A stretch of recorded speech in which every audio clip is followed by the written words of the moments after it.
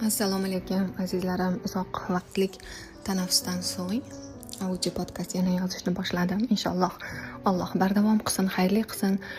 Duolaringizda yo'qlab turing, meni ham duolar qilib turing. Agar sizga foydamiz tegib turgan bo'lsa, albatta. Qaranglar, bugun nima haqida yozmoqchiman? Tashqi moddiy dunyoni o'zgartirishga harakat qilmanglar. Sizlarda tashqi moddiy dunyolaring sizlarga qanaqa yomon bo'lib ko'rinsa ham, qaynonalaring yomon bo'lib ko'rinsa ham, erlaring yomon bo'lib ko'rinsa ham yoki ajrim arafasida turibsizlarmi yoki qamalish arafasida turibsizlarmi yoki kimdir sizlarda shantaj qilyaptimi, kimdir kelib janjal qildimi, qasos olishga shoshilmanglar, ajrimga ariza berishga, farzandlikni alimentga berishga shoshilmanglar. Yoki qizlik uylaringga arazlab ketib qolishga yoki qanaqadir rishtalarni uzib tashlashga yoki borib baqir chaqir qilib tashlashga, to'palin qilib tashlashga shoshilmanglar. Yoki kundoshli ekanliklaringni bilib qolgan bo'lsalaring borib kundoshni sochini yulib bir nimalar real hayotda, tashqi hayotda qanaqadir keskin choralarni qo'llab tashlashga shoshilmanglar. Bunga ulgurasizlar. Ajrashishga har doim ulgurasizlar, janjal qilishga har doim ulgurasizlar, sudga berishga har doim ulgurasizlar, ustidan kimdir yozib yuborish kerak bo'lsa har doim ulgurasizlar. Bugun emas, hozir emas. Undan oldin qilish kerak bo'lgan narsalar bor va o'sha qilish kerak bo'lgan narsalarni qilsangiz, ehtimolki sizlar real hayotda bunday keskin choralarni, keyin afsuslanishga majbur bo'ladigan choralarni qilishlaringga hojat qolmasligi ham mumkin. Chunki hozir sizlarga qulog'ingiz ostida gapirib turgan bor qasos ol, indamay o'tiraverasanmi, bor telefon qil, bor janjallash, bor ustidan yoz, bor ajrash deb turgan narsa bu aslida sushnis deyiladi, ya'ni shayton, jin, u sizlarni vasvasa qilib turgan bo'ladi. Har bir insonning ichida ham rahmon bo'ladi, ham shayton bo'ladi deb bekorga aytilmagan. Qasos olish, hasad qilish, alamzadalik, qanaqadir keskin choralarni tanlash, janjallashish, borib urishib tashlash, kimdir dilini og'ritib tashlash, baqirib tashlash, shunaqa narsalar qilganlaring kelib turgan bo'lsa, tavsiya qilaman hech narsa qilmasdan turishdi. Chunki tashqi real hayot bu sizni ichingizdagi hayotingizni aks xolos. Va tasavvur qiling, tashqarida shuncha sizni xafa qilib turgan odamlar yo'q aslida. Ular ko'zgu sizni ichingizni aks ettirib beryapti xolos. Deylik, mana mijozlarim yozishyapti, mani erim kelib menga erim bolalarimni ko'rsatmayapti, men qizlik uyimda ajrashib kelib o'tiribman, sudga bersang, suddan ajrashsak keyin ko'rsataman deyapti bolalarimni deyishadi. Yoki menidan erim umuman xabar olmayapti, 1 yildan beri men hozir qizlik uyimda o'tiribman. Даже o'zini zurriyotidan bo'lgan bolamni tan olmayapti. Yoki qaynonam meni urtiryapti erimga, yoki qaynonam meni qayrab, menga sehr qildi, men kasal bo'lib yotib qoldim, men o'lib qolay deyapman. Qaranglar, bular ssenariy xolos, ssenariy. Chunki ular aktyorlar, ular rol o'ynab beryapti xolos. Nimaga rol o'ynab beryapti? Ular sizni ichingizdagi negativ bloklaringizni, xafagarchiliklaringizni, qo'rquvlaringizni, uстановкалаringizni, konsepsiyalaringizni ko'rsatib beryapti xolos. Siz qachonki tashqi hayot bilan kurashaversangiz, tashqi hayot bilan olishaversangiz, nimalar qilib tashlaversangiz, ajrashaman, sudga beraman, ustidan yozaman, borib janjal qilaman, qaynonam bilan borib urushib kelaman, ovsinim bilan borib urushaman, ya'ni tashqi real hayotni o'zi bilan kurashadigan bo'lsangiz, hech narsa o'zgarmaydi, hamma narsa faqat minusga qarab ketaveradi. Hech narsani o'zgartira olmaysiz. Ssenariy yana qayta takrorlanaveradi. Chunki ichingizda shifo, ichingiz hali shifolanmadi, ichingizda hali abidalar ketmadi, xafagarchiliklar ketmadi, qo'rquvlar ketmadi, konsepsiyalar ketmadi, установкалар ketmadi. Mana shu ichingiz to'la nafrat bilan, ichingiz to'la qo'rquv, xafagarchilik, bilan siz hozir real hayotingizni o'zgartirmoqchi bo'lyapsiz. Как будто siz hozir sudga berib qo'yganingiz bilan nimadir o'zgarib qoladi. Как будто hozir borib janjallashib kelganingiz bilan nimadir o'zgarib qoladi. Hech narsa yaxshi tomonga o'zgarmaydi, faqatgina yomon tarafga o'zgaradi. Chunki siz yana bitta gunoh idishingizni ko'paytirasiz.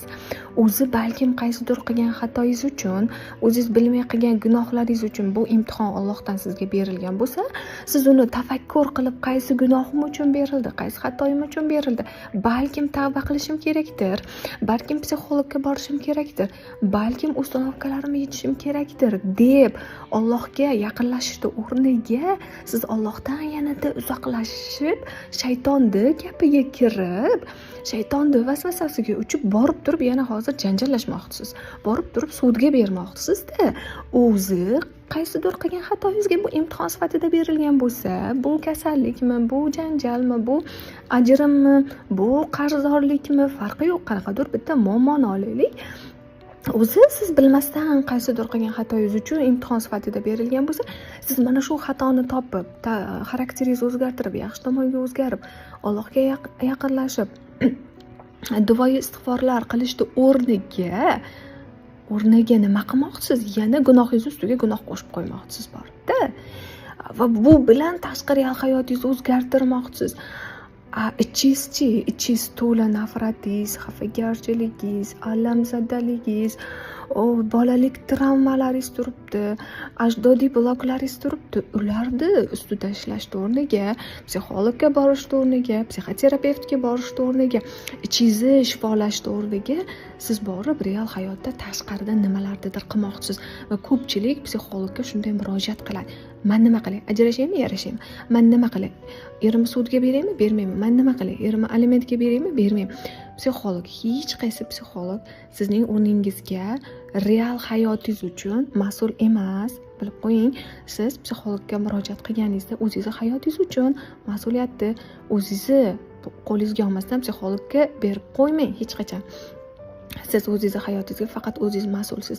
Agar birorta psixolog sizga ajrash yoki yarash yoki ajrashma deyishga haqqi yo'q. Agar qaysidir psixolog sizga ajrash desa yoki eringni alimentga ber desa, demak bilingki, u psixolog hali professional darajada ulg'aymagan psixolog hisoblanadi. Chunki agar professional darajada ulg'aygan psixolog bo'lsa, hech qachon tashqi real hayotingizda u nima qilishingiz kerakligini o'rgatmaydi. Mumkin emas, haqqimiz yo'q. Chunki agar psixologlar tashqi real hayotida mijoz uchun nimanidir hal qilib bermoqchi bo'lsa, yashab o'tib bermoqchi bo'lsa, yo ularga aql o'rgatadigan bo'lsa, bu ularga minusga ishlaydi. Ya'ni birovni hayot uchun mas'uliyatni o'zini bo'yniga olib qo'ygan bo'ladi va natijada sizni karmangizni o'ziga oladi psixolog. Ya'ni siz hal qilishingiz bo'lgan muammoni o'zini bo'yniga oladi psixolog. Bunaqa qilishga hech kimning haqqi yo'q. Na psixolog, na psixoterapevt, na biror bir ustoz bunaqa qilishga haqqimiz yo'q. Psixologning vazifasi sizni ichingizni tozalab berish xolos.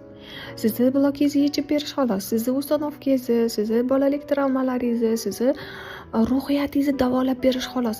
Qarorni o'zingiz qabul qilasiz. Xohlang ajrashing, xohlang yashang, lekin qaroringizni oqibatiga o'zingiz javob berishingiz kerak bo'ladi. Qaroringiz uchun mas'uliyatni o'zingiz qo'lingizga olishingiz kerak bo'ladi. Hayotingiz uchun mas'uliyatni o'zingiz qo'lingizga olishingiz kerak bo'ladi. Hech qaysi psixolog sizning o'rningizga yashab o'tib bera olmaydi siz imtihonlaringizni. Chunki u psixologning o'zini imtihonlari boshidan oshib yotibdi. Va boshqa insonlarga, boshqa kasbni egalariga nisbatan psixologlarga beriladigan imtihonlarning darajasi ancha og'irroq bo'ladi, ancha qiyinroq bo'ladi. Chunki ular o'zlarini tanasida, o'zlarini hayotlarida ma'lum bir imtihonlarni yashab o'tib berishlari kerak bo'ladi, psixolog bo'lib professional darajada yetishishlari uchun. Endi u psixolog o'zini muammolari bilan o'zi band bo'lib turgan paytda, o'zini hayotidagi imtihonlarini yechish bilan band bo'lib turgan paytda, u hech qanaqasiga sizni hayotingizdagi muammolaringizni hal qilib bera olmaydi. Bunga haqqi ham yo'q. U bitta ko'prik, deylik. Sizni bitta yo'ldan ikkinchi yo'lga olib o'tib qo'yuvchi ko'prik. Bu ya'ni siz ichingizdagi negativlaringizni tozalab beruvchi ko'prik hisoblanadi psixolog. Va mana shu ko'prikdan o'tganingizda siz poklanasiz, tozalanasiz, Allohga yaqinlashasiz va natijada real hayotingiz o'zgarishni boshlaydi. Ichingizni tozalaganingiz sari turmush o'rtog'ingiz o'zgarishni boshlaydi. Hayotingiz o'zgarishni boshlaydi, qaynanangiz o'zgarishni boshlaydi, pullar kelishni boshlaydi sizga, xafagarchiliklardan xalos bo'lganingiz sari, qo'rquvlardan xalos bo'lganingiz sari va aynan sizni hozirgi holatingizga, muammoyingizga oid bo'lgan ichki ong osti dasturlaringizni topib, psixolog o'shalarni transformatsiya qilishga yordam beradi sizga, shunaqa vazifalarni beradi. Siz o'sha vazifalarni bajarasiz va sizda muammolar yechilishni boshlaydi. Ya'ni tashqi real hayotingiz o'zgarishni boshlaydi. Oldin ichingizdan transformatsiya ketadi. Va transformatsiya uchun tabiiyki vaqt ketadi. Kimgadir 1 oy ketadi, kimgadir 6 oy. O'rtacha 6 oydan 2 yil muddat beriladi transformatsiya vaqti uchun.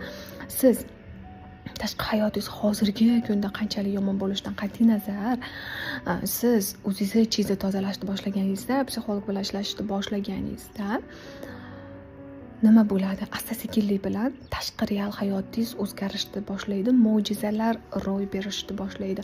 Hozir siz ko'rib turgan real hayotingiz qanchalik dahshatli bo'lmasin, siz qizli uyingizda o'tiribsiz, eringiz xabar olmayapti. Yoki siz ajrim arafasida turibsiz yoki siz o'sha ajrashib bo'lgansiz, ajrimdan keyingi depressiya holatida o'tiribsiz yoki sizda qanaqadir kasallik bor, tuzalmayapsiz yoki qarzga botib ketdingiz, kreditlaringiz bor yoki kimdir sizni izlayapti, ya'ni qidiruvdasiz.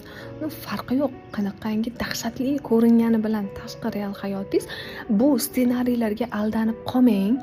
Bu ssenariylar yo'q aslida. Siz borsiz, sizga ichki dunyoyingiz bor xolos. Bu ssenariylarga, tashqi real hayotingizdagi ssenariylarga aldanib qolmang. U qanchalik o'sha ssenariylar qo'rqinchli bo'lsa ham, aslida Alloh uchun 2 soniya Alloh birgina amr qilsa bas, sizni tashqi real hayotingiz hozir do'zaxga o'xshab turgan bo'lsa, ertaga jannatga o'xshab qolishi mumkin va yana xuddi o'sha insonlar bilan, o'sha eringiz, o'sha qayningiz, o'sha qaynasingiz, o'sha farzandlaringiz bilan hozir do'zax deb o'ylayotgan hayotingiz jannatga aylanib qolishi mumkin-da. Buning uchun faqat siz keraksiz, bo'ldi. Eringiz ham kerak emas. Erim psixologga borsin, men nimaga borishim kerak deydigan bo'lsangiz, даже eringiz ham kerak emas. Siz главный inson, siz borsiz, Alloh bor, bo'ldi, boshqa hech kim yo'q. Va sizda shunaqa potensial, ichki potensial, shunaqa qudrat borki, ichingizda olmos borki, siz hali bilmaysiz uni qanchalik qudratliligini. Bomba bor, atomli bomba daqa energiya bor sizda ichingizda. Mana shu atomli bombada qangi energiyangizni xohlang negativga sarflang, xohlang pozitivga sarflang. Negativga sarflamoqchi bo'lsangiz, borasiz, janjal qilasiz, urushasiz, kundoshingizni sochini yulasiz, eringiz любовницасini topib urasiz. O'sha bombani siz xohlang sudlashga sarflang, xohlang asabbuzarliklarga sarflang. Bunaqaga sarflaydigan bo'lsangiz, siz buzg'unchilik yo'lida sarflab qo'yib turgan bo'lasiz va shaytonga xizmat qilib turgan bo'lasiz. И всё. Вот. Siz bu dunyoni yana ham yomonlashtirishga harakat qilib turgan bo'lasizda. Shaytonning gapiga quloq solib, shaytonga xizmat qilib turgan bo'lasiz va bundan shayton xursand bo'ladi, shayton bolalaydi, shayton semiradi, всё. Endi mana shu atom bombani siz ichki tozalanishga sarflashingiz mumkin-da. Внутреннее очищение deydi. O'zingiz ichdan tozalashga, xafagarchiliklardan tozalashga, insonlarni shartsiz sevishga, shukronalik bilan mashg'ulotlarini qilishga, fitness klubga borishga, sog'lig'ingizni tiklashga sarflashingiz mumkin. Orzu maqsadlar qo'yishga sarflashingiz mumkin, buyuk ishlar qilishga sarflashingiz mumkin. Bunda siz Alloh uchun xizmat qilayotgan bo'lasiz, Allohga xizmat qilayotgan bo'lasiz, shaytonga emas. Ana shunda siz xuddi shu ichingizdagi atom bombani borib, fitness klubga borib, yaxshilab shug'ullanib, mahsulotlarni ichib, Herbalife mahsulotlarini ichib, oldingizga orzu maqsadlar qo'yib, erim bilan yarashaman, farzandlarimni yetim qilmayman, men maqsad qo'ydim, men erishaman deb psixolog bilan ishlayman, hamma bloklarimni yechaman, odamlarga yordam beraman, qalb kasbimni topaman, umraga boraman, hajga boraman, mashina minaman, xalqqa kerakli odam bo'laman deb maqsad qo'yasiz va mana shu maqsad sari rosa shahdam raketa tezligida harakat qilib borishingiz mumkin. Mana shu hozirgi sizni holatingiz, depressivniy holatingiz aslida bu juda zo'r holat. Juda ham zo'r holat. Siz buni yomon holat deb o'ylashingiz mumkin. Tupikka tushib qoldim, labirintga tushib qoldim deb o'ylashingiz mumkin. Aslida juda ham zo'r holat. Bu o'zgarish nuqtasi. Mana shu nuqtadan so'ng hayotingiz doipposliga aylanadi. Agar siz hozir mana shu atom bombangizni, ichizdagi energiyangizni pozitivga sarflab borsangiz, hayotingiz gurkirab ketadi, chunki siz Alloh uchun xizmat qilib turgan bo'lasiz. Negativga sarflab boradigan bo'lsangiz, battar gunohingiz ko'payadi, battar kayfiyatingiz yomonlashadi, hayotdan sovib qolasiz, odamlardan uzoqlashasiz, turmush o'rtog'ingiz bilan bor munosabatlaringiz ham yo'qolib ketadi, farzandingiz yetim bo'ladi, ajrashib ketasiz. Xullas kalom, undan so'ng ajrimdan keyin o'sha munosabatlar, o'sha bu sostoyaniyalardan chiqish ancha qiyin bo'ladi. Ya'ni ajrimdan keyin kamida 2 yil odam psixический jihatdan o'zini ruhiyatini davolashi kerak bo'ladi. Psixolog bilan ishlab kamida 2 yilda u yana ham qiyin vaziyat hisoblanadi. Shuning uchun sizlarga iltimosim, shoshilmanglar. Tashqi real hayotlarni buzib tashlashga, bir balolar qilib tashlashga, tam folbinga borib isitma sovutmalar qilib tashlashga,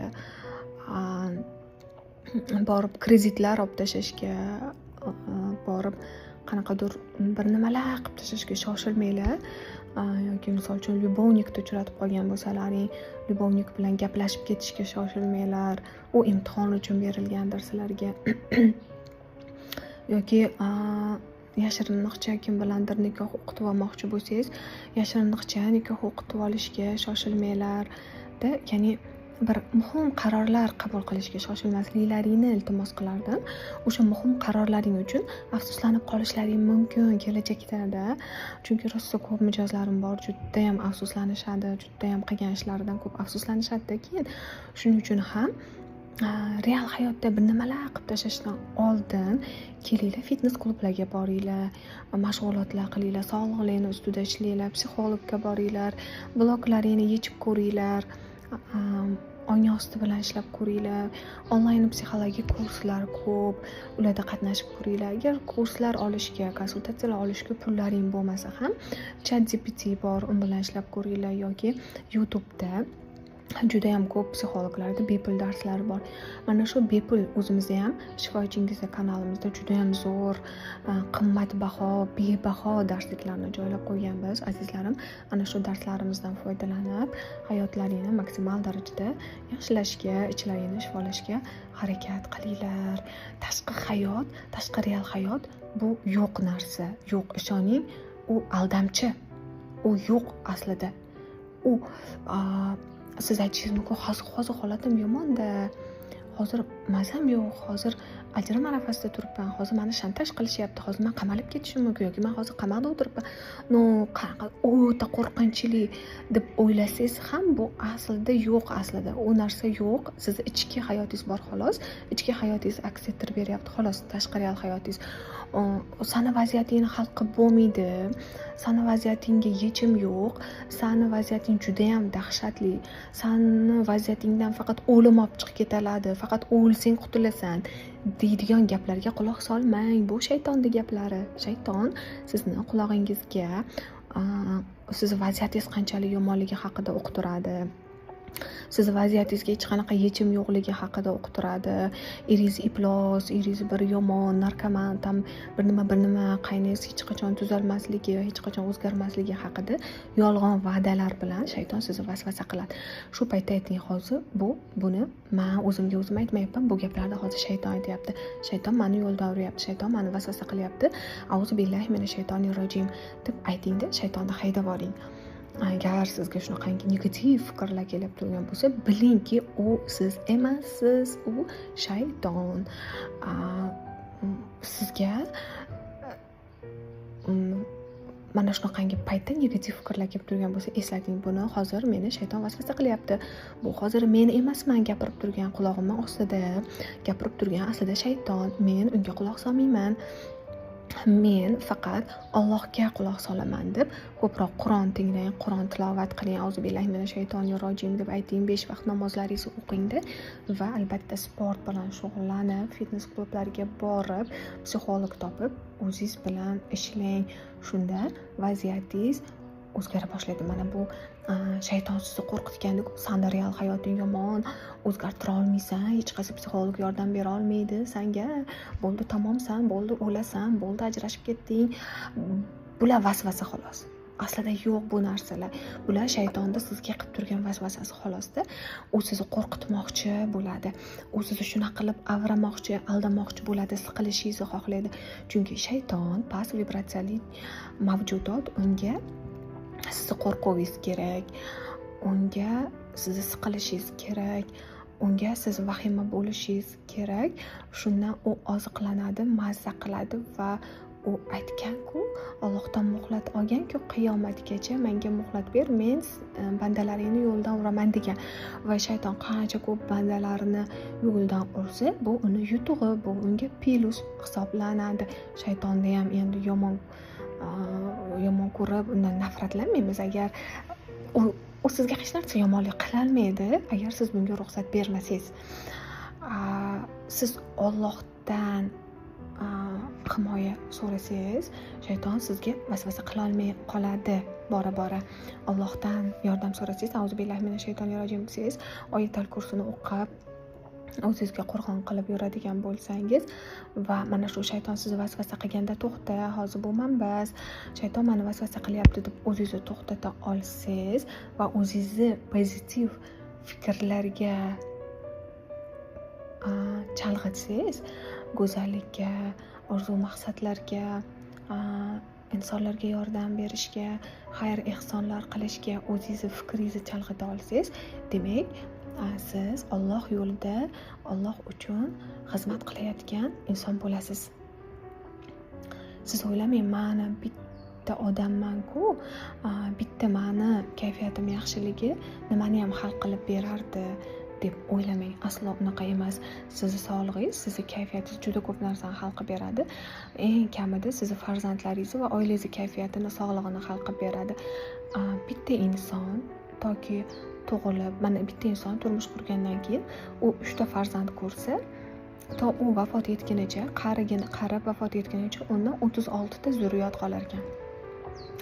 Kamida 36 ta zurriyot qolar ekan. Sizni kayfiyatingiz kamida 36 ta odamga ta'sir qiladi. Sizni sog'lig'ingiz kamida 36 ta odamga kerak degani bu degani. Tushunyapsizmi? Agar siz endi lider inson bo'lsangiz-chi, agar siz odamlar bilan ishlaydigan ayol bo'lsangiz-chi, unaqada sizni sog'lig'ingiz minglab, millionlab insonlarga kerak ta'sir qiladi. Sizni kayfiyatingiz minglab, millionlab insonlarga kerak ta'sir qiladi. Siz o'ylamang, men bitta hozir baxtsiz bo'lsam nima qilibdi? Bu baxtsizligim orqali, bu xafagarchiligim orqali kimga nima ziyon, kimga nima foyda? Men bitta oddiy odamcha bo'lsam deb o'ylamang. Siz buyuk hazrati insonsiz, buyuk hazrati insonsiz.